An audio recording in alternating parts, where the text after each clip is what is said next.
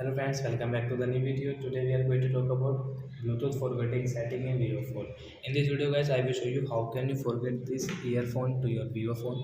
If you want to forget this earphone, so you can forget. In this video I will show you how to forget. So let's see how to forget. First of all, open your phone setting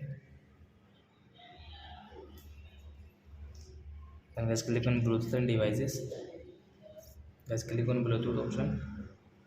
So you can see this earphone name, so you want to forget this earphone, so you can see this icon setting, then guys click on forget. So you can see this y20 earphone, you want to forget the device, then guys click on. So where this earphone will forget to your Vivo phone. So I think friends we have understood how to forget Bluetooth earphone in your Vivo phone. So that's it guys, thanks for watching our video. Now we will meet on next video with new topic. Before guys, please go and like and subscribe my channel. Bye.